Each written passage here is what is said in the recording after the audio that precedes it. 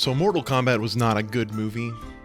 As a fan of fighting games and a fan of Mortal Kombat in general, it does nothing for me. The only thing that I was looking forward to going into this movie was the fight scenes. I'm a fan of Hiroyuki Sanada. I like his movies. Last Samurai is fantastic. Wolverine was good. I thought he was the real Silver Samurai. Joe Taslim, The Raid.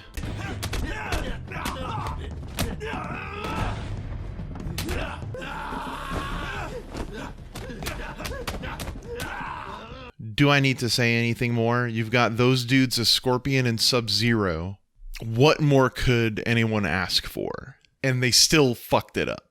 So that's my major gripe with this film. The fight scenes weren't even good. There's a bunch of quick cuts, and the whole movie, including all the fight scenes, feel like it was just filmed for coverage. They just put as many cameras on there as possible to just get all the shots, and then they put it all together in editing. And that's the worst part about this movie, because I don't go into it expecting good acting. I don't go into it expecting a good story. I feel like just because it's a video game movie, it's kind of shitty that we're in a position where we go, well, you can't go into it expecting good acting and good storytelling. Why? Why do we go into book adaptations expecting good acting and good storytelling, and we can't go into a video game adaptation expecting the same? I feel like the reason why video game movies continue to be what they are is because of that attitude where people are like, well, you can't expect it to, no, we should expect better. We shouldn't let these movies skate by and just say, well, they're based on a video game, so who cares? It's garbage. $55 million went into making this film. That's besides marketing. The production budget was $55 million. The Raid Redemption was $1.1 million. And look at the difference. That's an Indonesian film. It's a little bit less of a fair comparison. So John Wick, $20 million. John Wick 2, $40 million. Both of those movies by themselves were significantly less to make than Mortal Kombat, and they're both better in every regard. That's still nothing. Deadpool, $65 million, and that has Ryan Reynolds. What's the excuse? So let's talk about the story for a second. You've got Cole Young, who isn't in the games. It's a character they created just for the movies. Why? I couldn't tell you. This character serves as the audience surrogate. Okay, fine. Why did we need to create a character in order to do that? We already had a character that filled that role. Kano. And as a character, he's way better than Cole. He's one of the couple of reasons to actually spend time watching the movie itself. Kano was hilarious, and it's mostly because he was making fun of everything that was happening. Like, Cole serves a second purpose. It's to be the chosen one, the one who is going to lead the charge.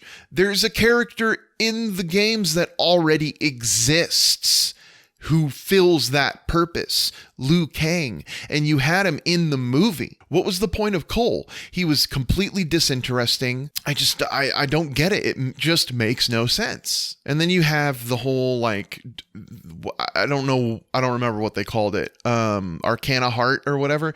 It was the birthmark thing. Like, you don't need a reason for why these people are fighting in the tournament, which there was no tournament in this movie. It was talked about a lot, but there was no tournament. Now it's like they have this birthmark, but then it's like you're either born with it because you're the chosen one. It's not a birthmark, Cole. It means you've been chosen. But then you can also kill someone who has it, and then it transfers to you. What's the point of having that whole chosen one aspect? If you could just kill somebody and it transfers to you. That's how Sonya gets hers. It's because Kano murdered someone. Theirs transferred to Kano. Sonya kills Kano. His transfers to her. And that's how she gets her purple onion rings. The game centers around a martial arts tournament. And the reason for all of these badass martial artists to be there is because it's a tournament. There's your reason for why you have people like Sonya and Liu Kang and Kung Lao and Kano and Johnny Cage and whoever else there. That's the reason. Like that, it solves all the problems for you. It's already there to begin with. Just use it.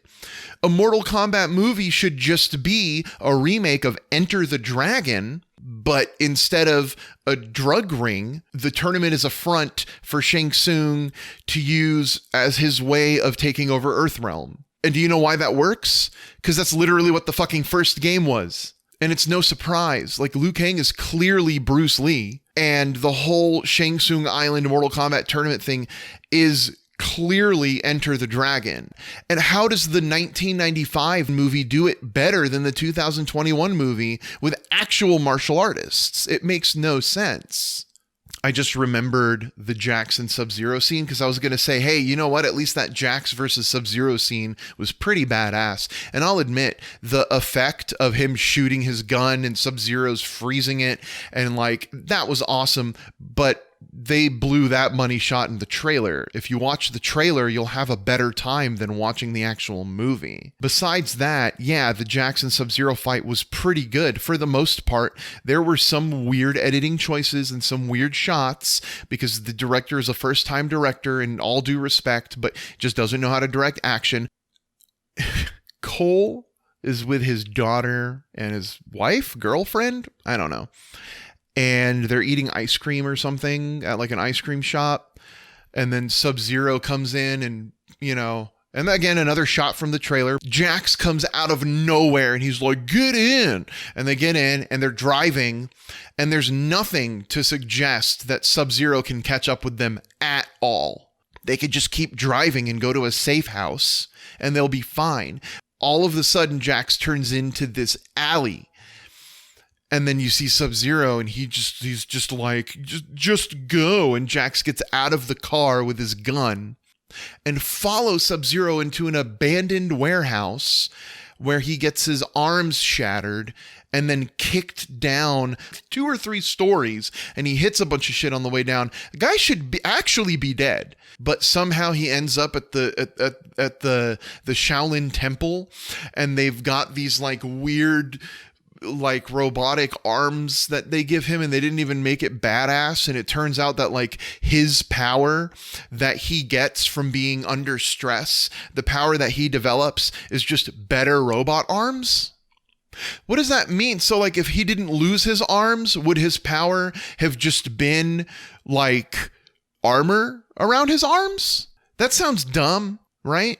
But they did that with Cole.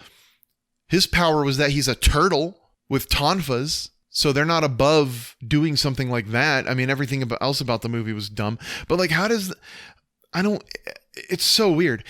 There was no reason for Jax to follow him into the warehouse other than that they just wanted a reason for Jax to come against Sub-Zero and Sub-Zero to shatter his arms, because they had that cool idea. What if the way Jax loses his arms was Sub-Zero? That's cool. The way they got there was stupid. If the film used the idea of a martial arts tournament, you wouldn't need a dumb excuse for them to run into each other in an abandoned warehouse. Here's another thing about that. I was like, how are you alive after this? Like, after Jax goes through what he goes through, I'm like, how is he alive? Like, did the ice reverse cauterize his wound? And I made that as a joke. But then that actually is what happens. They literally say that the ice cauterized. They're like, the ice cauterized his wounds. And I was like, I said that as a joke. That's the level of movie we're working with here. Goro was not portrayed as the prince of the Shokan race at all. That was kind of disappointing. And he's also dead, so there's no more Goro. In the original film, it made sense for Shang Tsung to say fatality and flawless victory because he is the organizer of the tournament. He's announcing what's happening. You know, Sonya cracks Kano's neck, and then he goes, fatality. That makes sense. Liu Kang like murdering Cabal and then to himself going, fatality. That is psychotic. Kung Lao doing the same thing. He slices Natara in half with a fatality that's like straight out of the game, but it's done even worse than the game does. And then to himself, he goes, flawless victory. You come off as a fucking psychopath. It makes no sense for people to say that kind of stuff to themselves after they just killed somebody. What they did with Melina was really disappointing. Why even have her if you're not going to go into her Tarkatan Katana clone backstory? And instead of looking like Melina is supposed to look, she just looks like she bit into a rock and then realized like, oh, this isn't food. Just put a mask on her and then have her take the mask off and reveal her Tarkatan face. And then she's dead, so who gives a shit? The movie wasn't good. It was a complete waste of money. It was a complete waste of source material. It was just bad. It was directed badly. The story was bad. It was written badly. There's something I want to discuss. I was watching reviews, and people keep saying, like, if you're a fan of the game, you'll like it. Why? What makes you think that? And it's people who aren't even fans of the game, let alone play fighting games at all. You know, let alone people who even know what the genre is called. I never play button mashing games unless it's like fucking, I don't know, Smash Brothers. And every time someone says, if you're a fan of the game, you'll like it. I think that if you're a fan, you're going to enjoy those references as well. What they're saying is we are the equivalent. We're like the Mortal Kombat or the video game equivalent of the Star Wars nerds who Red Letter Media makes fun of with their Nerd Crew episodes. C-3PO and R2-D2 showed up and I clapped. I clapped when I saw them too. I clapped because I know Star Wars. I know what that is. Kung Lao did the thing with his hat. Yeah, I'm not enough of a fan of the games to be excited and clap when I see the thing, you know? They said fatality. It wasn't a good movie. Just because I'm a fan of a video game doesn't mean that I don't know what makes a good movie. I was a little disappointed also that the Mortal Kombat element of the tournament felt like it was just this thing they talked about sometimes. The actual fights between a lot of these characters in the third act felt almost like a montage, very quick and throwaway. But honestly, I feel like most Mortal Kombat fans, especially hardcore Mortal Kombat fans, will find enjoyment in this movie. And people would never do that with a book adaptation. They would never go in and be like, man, I didn't like the movie. It made no sense. There was a couple of plot holes. The acting was garbage. But if you like the book, you'll probably like it. Nobody would ever presume to do that, ever.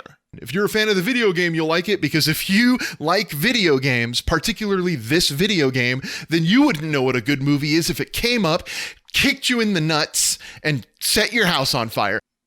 That made no sense, but it makes no sense to me why people keep saying that. I'm a big fan of Mortal Kombat, and I'm a big fan of fighting games. They're not called button matching games. They're called fighting games. I'm a big fan, and I still thought this movie was garbage. It's not good. It isn't good. Anyway, that's my time. So I would love to know what you guys thought of the movie. All 8 of you who are going to watch this. I'm making this like a month after the movie came out. So I'm like really, really late. So nobody's going to watch this video, but I don't care. I just wanted to vent. And if this video can get 5 million thumbs downs, then we'll know we've made it. Rate, comment, subscribe.